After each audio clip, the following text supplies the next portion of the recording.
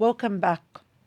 This is episode 6 of our podcast and the last one in our 6-part series. Over the past 5 episodes, we've opened up difficult but necessary conversations about domestic and family violence, what it is, how it works, why it's so hard to leave, and how we can respond both as individuals and as a community. Today we conclude our series by zooming out and looking at the bigger picture. Domestic and family violence doesn't just happen. It's not just caused by stress or anger or alcohol. At its core, violence stems from power and control, and those patterns are shaped by structures of inequality all around us. So let's talk about gender. In Australia and across the world, there is a consistent and strong link between gender inequality, gender stereotypes, and domestic and family violence. The Musawat program, the program that was run under the From the Ground Up to Equality project, quite literally means equality in Arabic. So what does it mean when we say that there is a strong link between gender stereotypes and gender inequality and domestic and family violence? We mean that when women are expected to be submissive, quiet, and patient, when men are taught to control, dominate, or protect their honour at all costs, when girls are encouraged to not be ambitious or independent, and when boys are not taught to express emotion and take accountability, we are creating conditions that normalize abuse. In most communities, these gender stereotypes or gender expectations can be deeply embedded within our culture, religions, and traditions. But it's important to remember that culture evolves.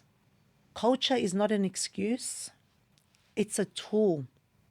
And instead of using it to continue to perpetuate these ideas, we can use it to build something healthier, to build something better. During the running of our program, we heard stories of women who were told to stay in their relationships because family is the most important thing and they need to keep their family together.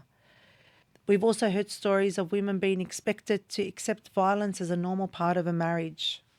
And we heard from men who acknowledged that they were taught to control, not to care, to be stoic instead of properly expressing emotion.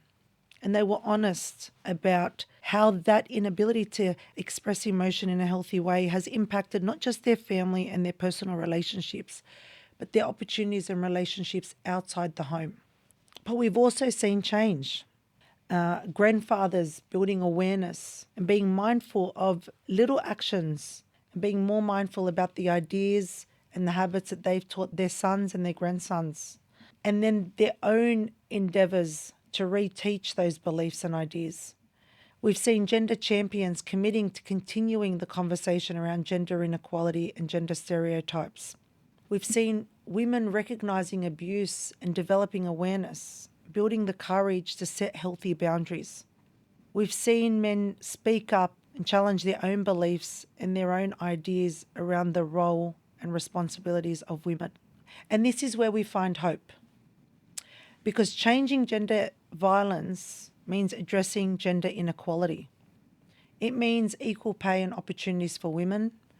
It means equal representation or proper representation in leadership. It means safe, accessible services for women from diverse cultural backgrounds. It means education that teaches consent, respect, and emotional literacy from an early age. And it means supporting programs like Musawat that bring those conversations into the heart of community life. As we close this series, we want to leave you with some key recommendations drawn from the work that we've done at Arab Council Australia and the insights of our participants, advocates, and leaders. Firstly, acknowledge the role of gender inequality. Recognise that domestic and family violence is not just individual conflict. It reflects broader power imbalances between men and women. We must actively work to shift those dynamics both at home and in policy. Secondly, support grassroots, culturally led solutions. Programs like the Musawat program work because they are community-led. They meet people where they are. Funding and support must be long-term and responsive, not tokenistic and short-lived. Thirdly, invest in prevention. Change begins before violence occurs. That means engaging boys and men early. That means teaching healthy masculinity. That means challenging gender stereotypes within our homes, schools, and the media. Fourthly, ensure trauma and culturally informed services exist and support the development of those services. As outlined in the National Plan to End Gender-Based Violence, services must be culturally safe. That means understanding family dynamics, migration stress, the impacts of faith and identity, and responding with respect and sensitivity. And finally, listen to survivors. Those with lived experience are the true experts. We must create platforms for their voices, not just in therapy rooms, but in leadership, advocacy, and in reform. This series may be ending, but the conversation is only just beginning, and it does not stop here.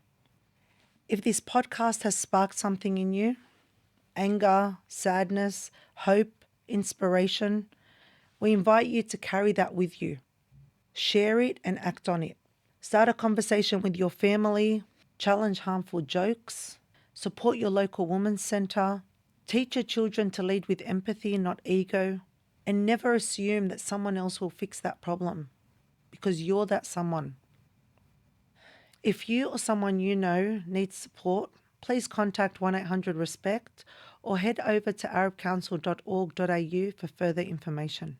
If you would like to explore anything we talked about today in further detail, please head over to our show notes where you will find links to information and to our pamphlets. Thank you for joining us.